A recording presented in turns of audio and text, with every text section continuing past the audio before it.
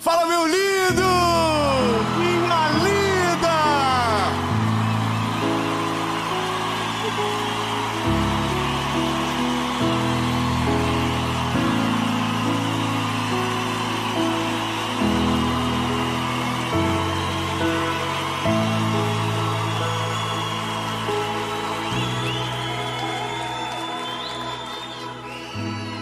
Ainda bem que eu vim. Nós estamos em Belo Horizonte. E essa é... E nem deu treta para começar, foi tudo perfeito. Eu tenho uma palavra de Jesus para o seu coração, que eu tenho certeza que vai renovar a sua esperança.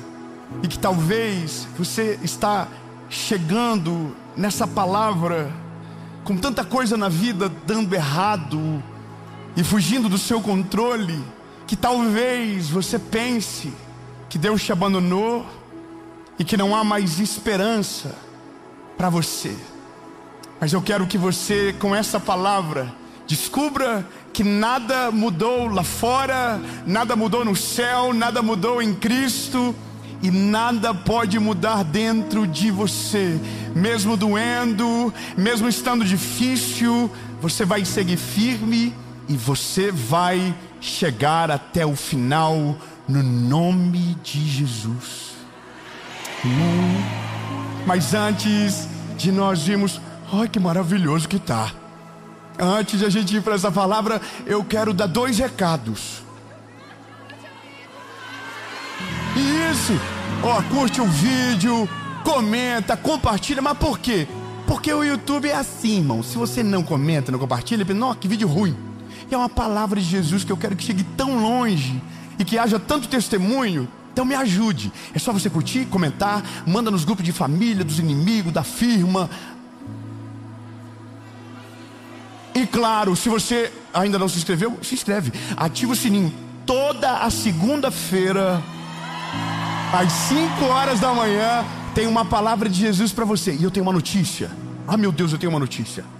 Será que eu posso contar já? Posso. Ó, primeira mão, pelo amor de Deus. Jesus, que tudo dê certo, nada dê errado. A partir dessa mensagem, agora, você vai ter uma palavra a mais por semana no nosso canal do YouTube. A quinta-feira, 7 horas da manhã. Calma que a boa notícia vem agora. E a partir desse mês de maio, de segunda a sexta, 7h30 da manhã, no SBT, você tem uma palavra.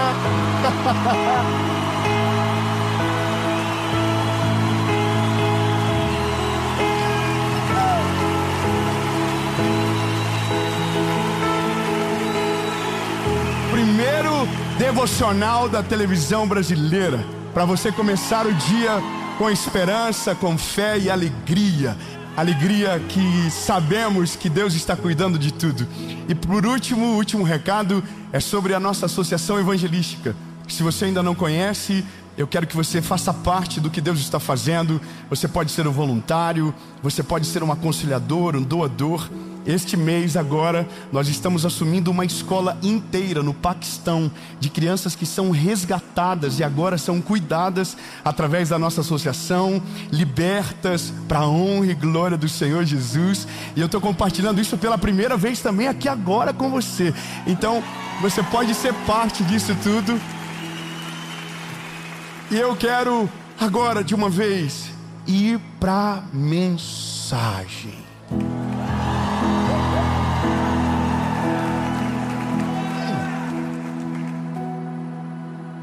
Você já imaginou que tem algumas coisas na nossa vida que acontecem e que apagam a nossa memória? É como se tivesse circunstâncias tão difíceis de passar, que nós esquecemos de tudo que Jesus já fez, já esquecemos de todos os milagres que já vivemos, e quando a gente menos espera, a gente está abandonado na circunstância, desacreditado de tudo e sem esperança que Deus pode fazer alguma coisa. E isso nada mais é do que uma fé imatura. É como se a nossa fé estivesse totalmente conectada ao resultado daquilo que Jesus faz, ao resultado de tudo aquilo que a gente pede. Então, uma fé imatura, ela é uma fé sensível às estações.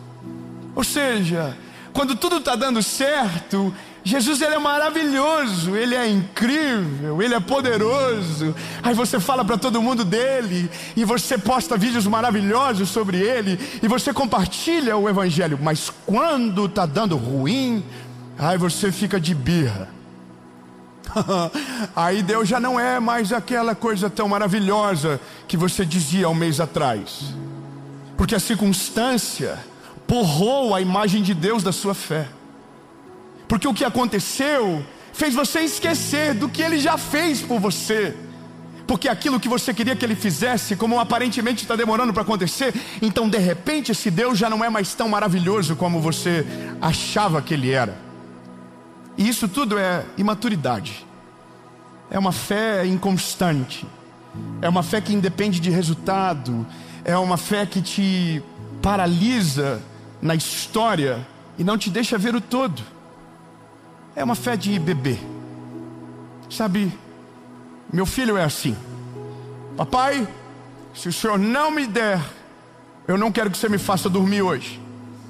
Na cabeça dele, ele está me dando um castigo gigante. Mal sabe ele que às vezes é uma folga que ele está me dando. Mas na cabeça dele é como se fosse um jogo de recompensa. É assim: se você faz, você é meu pai. Se você não faz, você não é mais meu pai. Se você me ouve, você me ama. Se você não faz o que eu quero e para de me escutar, então você não me ama mais. Agora veja que loucura. Nós temos uma base bíblica de uma fé inabalável, com um resultado incrível, e que para mim é um dos textos mais poderosos quando se olha para um homem carnal. Não para Jesus, não para Deus, mas para um homem. Olhar para esse homem, ou para esses dois homens que nós vamos ler, para mim é extraordinário, porque mostra uma coisa que a gente precisa desenvolver urgente. Eu quero que você pegue a sua Bíblia, por gentileza, e abra comigo Atos dos Apóstolos, capítulo de número 16, versículo de número 25. Atos, capítulo de número 16, versículo de número 25. Se você puder, abra comigo. Mais ou menos à meia-noite, Paulo e Silas estavam orando e cantando hinos a Deus. O que eles estavam fazendo? Amei a reciprocidade. O que eles estavam fazendo? Orando e cantando. Agora, vamos lá. Eles estavam orando e cantando a Deus, e os outros presos escutavam. Então, vamos de novo. O que eles estavam fazendo? O detalhe é, eles estavam fazendo alto. Tão alto que os outros presos escutavam. Irmão, alguém aqui já foi preso? Só para nós saber. Não sei você, mas eu vi uma série de presos esses dias aí. E de noite ninguém fala na prisão não, irmão. Alguém falou oi, alguém gritou lá do outro lado, cala a boca. Imagina, irmão. Imagina se dentro da igreja qualquer coisa que sai do controle já dá um monte de griteiro.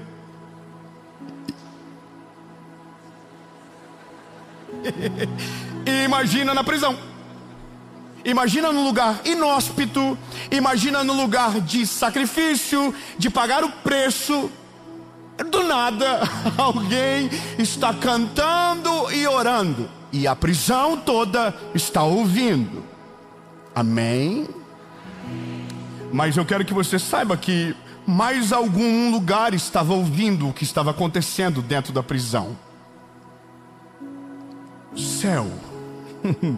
O céu estava ouvindo o que estava acontecendo dentro daquela prisão.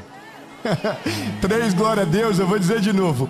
A prisão inteira estava ouvindo, mas o céu inteiro estava ouvindo o que estava acontecendo dentro daquela prisão. Aleluia.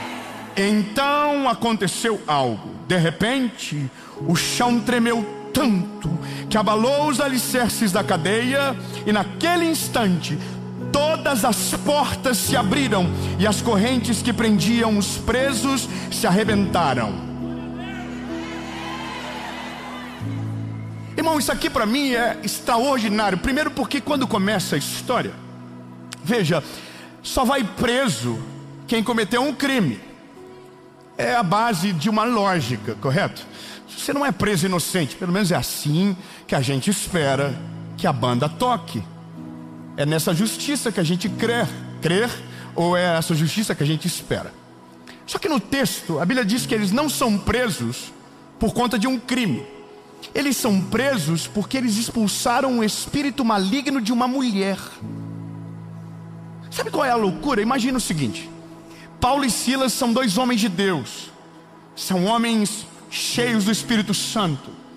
Estão cumprindo o seu ministério, estão vivendo o seu chamado. E eles entram numa cidade, e nesse lugar há uma mulher que adivinha. E alguns homens lucravam com esse espírito maligno que estava sobre essa mulher.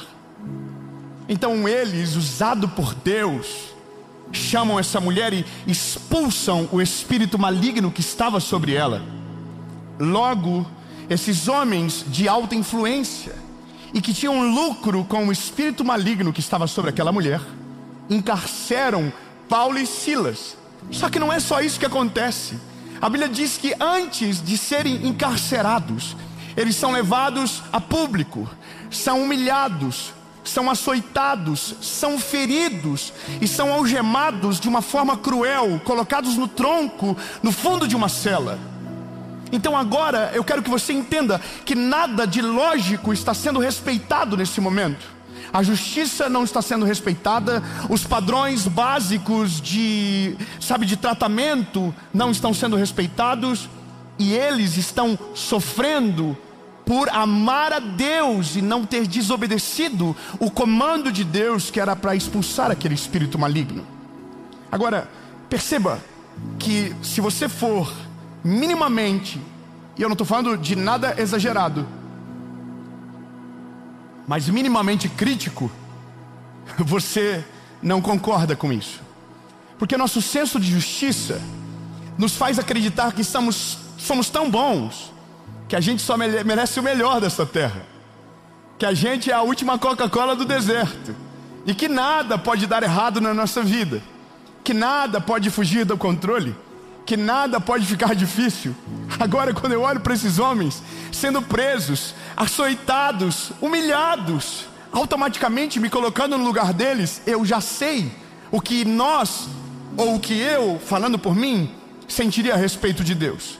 Deus me abandonou, Deus não está mais comigo, Deus não ama mais a minha pessoa, o meu chamado foi abandonado. Por quê? Porque o dia difícil tem o poder de entorpecer os nossos olhos e de nos fazer esquecer de tudo que Deus é.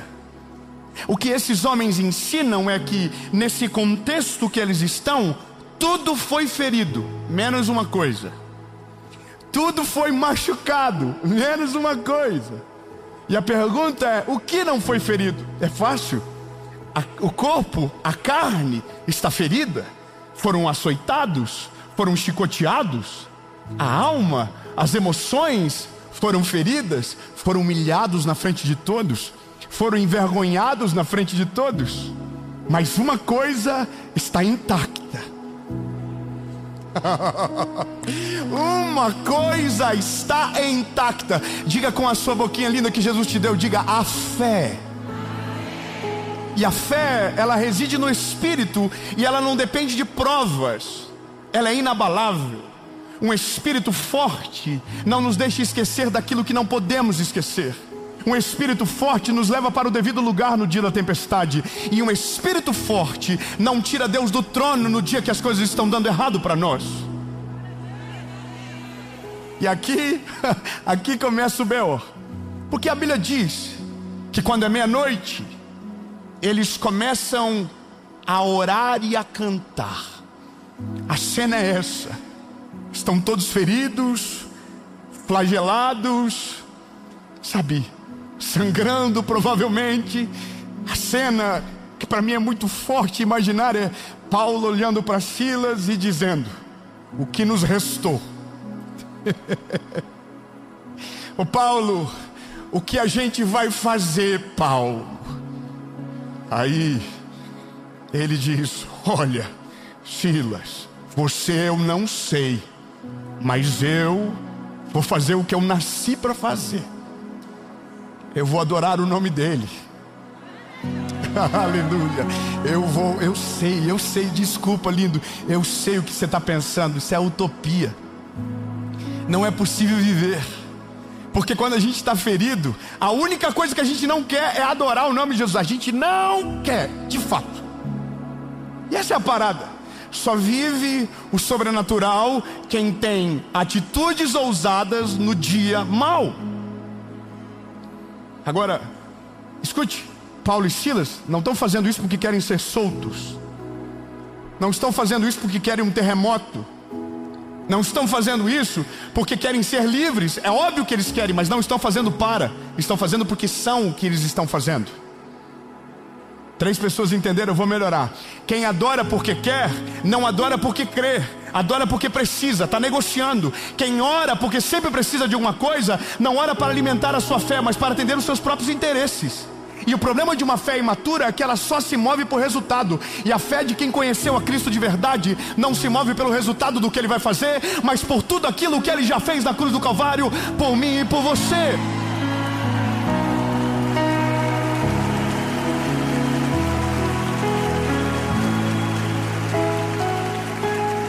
Agora, eles não querem ser presos. Então a Bíblia diz que eles começam a cantar. E eu quero que você entenda isso. O segredo não é aonde você está. O segredo não é a estação da vida que você se encontra. O segredo não é a dor que você está passando. O segredo não é o lugar que você se encontra agora, enquanto ouve essa palavra. O segredo é quem está com você no lugar que você está. O segredo é quem tem o poder para tirar você do lugar que você está. O segredo é quem não te abandona em lugar nenhum da vida. Ele está sempre com você. Então, se o segredo é Ele, não é a estação, eu me desvencilio da estação para orar por aquilo que Ele é, para chamar por aquilo que Ele é. E Ele é maravilhoso, conselheiro, Deus forte, Pai da eternidade, príncipe da paz. Mas deve estar doendo, mas não é sobre o que Ele vai fazer, é sobre o que Ele já fez. E é nesse lugar de ambiente de adoração e de manifestação da glória de Deus que o milagre maior acontece. Sabe qual é o maior milagre que pode acontecer? É aquele que você não orou, mas aconteceu pelo resultado do seu louvor e adoração a Jesus. Não existe no texto Paulo e Silas dizendo: Deus, manda um terremoto. Deus, manda a nossa liberdade, a nossa carta de alforria. Não. Só tem 2 homens amarrados pé e mão no tronco, orando e adorando ao nome de Jesus. Não importa o que acontece, não importa a circunstância, não importa o tamanho da tempestade ou o nível de provação que você está vivendo, nada pode mudar aqui dentro. Deus precisa continuar sendo centro. Deus precisa continuar no mesmo lugar, sendo amado, sendo adorado, sendo buscado, porque não é sobre a circunstância, é sobre aquilo que Ele é. E quando você o busca pelo que Ele é, não pelo que Ele pode fazer, aquilo que Ele pode fazer se torna a graça daquilo que você vive, porque o poder dEle se manifesta no meio do louvor, a glória dEle se manifesta, a presença dEle se manifesta num ambiente de intimidade. Então tem coisas que você não precisa pedir, é só não esquecer de tudo aquilo que Ele já fez por você. É só você não esquecer de todo o amor que Ele tem e continuar clamando, continuar orando, continuar chorando, continuar cantando, até que de repente as portas se abram, a cadeia se estremece e você não vai sair correndo pelas portas. Você ainda tem uma missão a cumprir. E isso que vai ficando só pior no texto, porque a Bíblia diz que Paulo e Silas não saem correndo. Aonde eles vão? No carcereiro. Ah não, irmão, vocês não tem, não pode. Irmão, você já assistiu aquela série que os homens ficam para fugir a série toda? que tatua no corpo, a prisão. 3 irmãos falaram o nome aí, amém. Não vou fazer propaganda não. Vocês já viram? Irmão, você imagina, a cela abre, ninguém fica na cela não, irmão. Todo mundo corre. Paulo e Silas paradinho, de boa. A Bíblia diz que o carcereiro grita pela vida dele, e Paulo e Silas diz: nós estamos aqui ainda. Fala pro irmão que está aí do teu lado: eu estou aqui ainda. Eu estou aqui ainda, nada mudou. Ele é o centro da minha vida. A circunstância não tem o poder de mudar a minha fé. A circunstância não tem o poder de apagar o que Ele fez por mim. Nada mudou, eu ainda estou aqui. É óbvio que eu quero ser livre, mas eu ainda estou aqui. O carcereiro veio, e a Bíblia diz que o carcereiro e toda a sua família, por conta do testemunho de Paulo e Silas, foram salvos. Aí Paulo e Silas pegam ele pela mão, leva ele para fora da cadeia.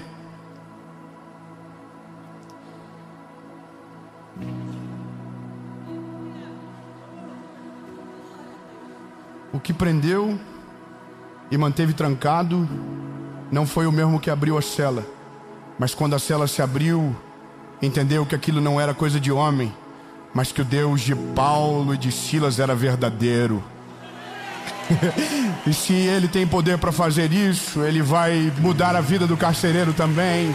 Ele vai transformar a vida do carcereiro também. E agora, eu confesso para você que isso tudo é tão maravilhoso, mas ele precisa de uma dose de fé tão genuína para se perfazer na prática, que é só Deus para colocar isso dentro de nós. Eu vi um vídeo há um tempo atrás de uma mulher que teve o filho brutalmente assassinado. Imagina você perder um filho de maneira brutal, terrível, cruel. E essa mulher, ela vai até a audiência e ela está de frente com aquele que tirou a vida do filho dela. E ela tinha todo o direito de ofender, ela tinha todo o direito de acabar com aquele rapaz. E ela disse: eu fui perdoada por Deus, eu fui amada pelo Senhor. O que você fez me custou muito, me doeu demais, mas eu vim aqui para te dizer que você está perdoado também.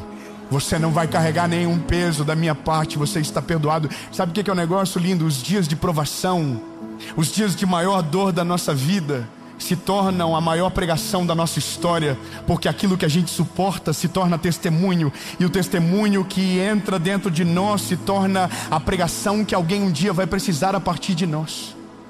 Quando eu olho para Paulo e Silas, eu quero entender junto comigo, junto com você, que não é fácil, mas é o que a gente precisa. Não importa o que esteja acontecendo lá fora, não importa se as notícias são pesadas demais, não importa se a dor é grande, não importa que talvez não pareça ter um horizonte claro, nós vamos continuar amando a Jesus. A nossa fé não será manchada, a imagem de Deus não será borrada dentro do nosso coração, mas nós continuaremos chamando por Ele, clamando por Ele, orando a Ele, adorando Ele, até que um dia tudo aquilo que nos causou dor seja eliminado da história e só sobre um testemunho genuíno. Mas só acontece para aqueles que perseveram. O ponto é esse. A maioria de nós, às vezes, estávamos perto de viver o maior milagre da nossa vida, mas porque começamos a olhar mais para a circunstância do que para aquele que tem o poder de mudar a nossa história, de repente fomos sucumbidos pela dor e paramos de crer. E quando paramos de crer, então o milagre para de vir na nossa direção.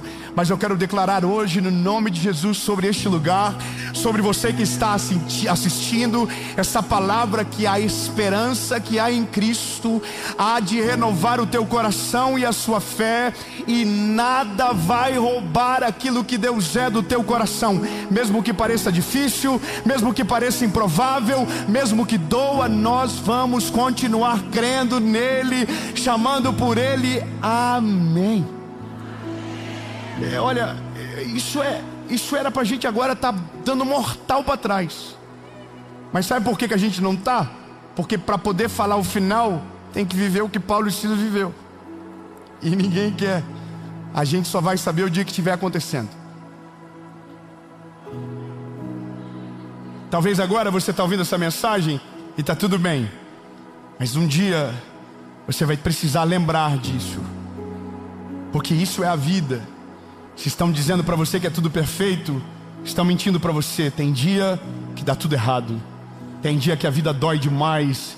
Tem vida que o calo aperta. Tem dia que a lágrima corre. Tem dia que a gente perde o controle de tudo. Tem dia que a gente não consegue entender mais o que está fazendo e por que está onde está. E é nesse dia que a nossa memória não pode ser abalada. É nesse dia que nós não podemos esquecer de nada de que Jesus já fez, de todo o amor derramado sobre nós, de todos os milagres que a gente viveu, porque é nesse dia que a gente precisa trazer à nossa memória aquilo que nos dá esperança. E o único que nos dá esperança no dia do caos tem nome, e o nome dele é Jesus.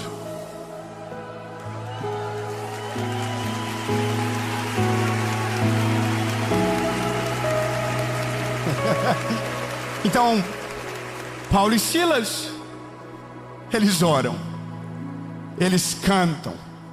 A Bíblia diz que a prisão, ela estremece, as portas se abrem. E antes de eles irem embora, eles ainda ganharam vidas para Jesus ali dentro.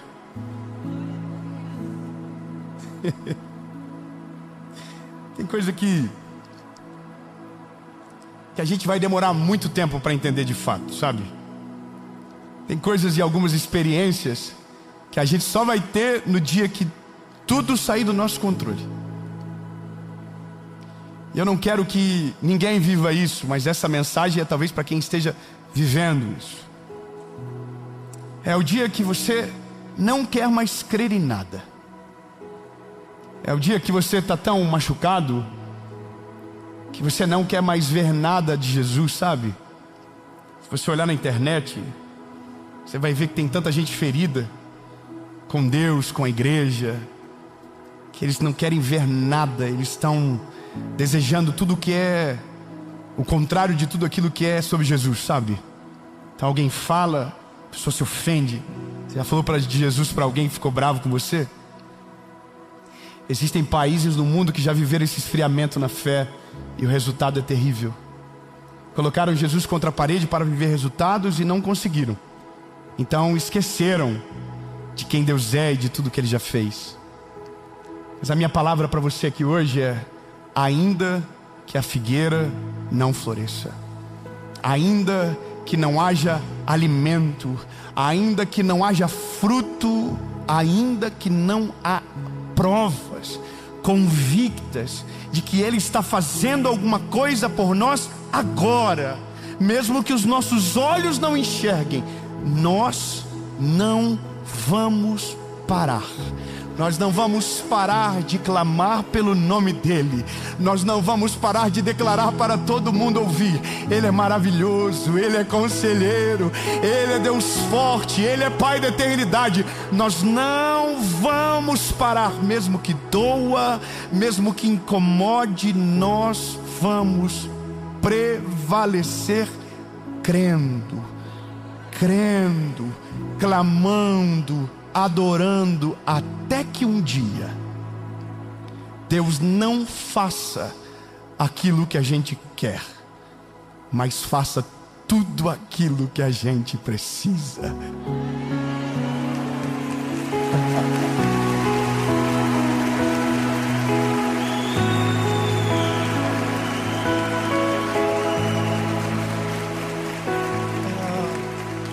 Jesus, nós te louvamos, Pai.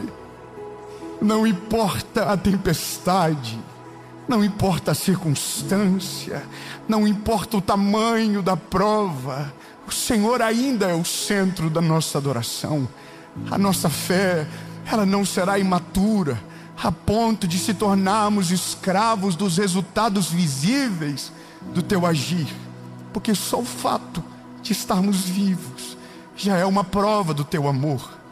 Só o fato de ouvirmos a tua voz e a tua palavra já é uma prova sobrenatural que o Senhor nos ama de maneira extraordinária. Portanto, Jesus, nós não te amamos pelo que o Senhor tem para nos dar, mas por tudo aquilo que o Senhor já fez por nós. Em nome de Jesus.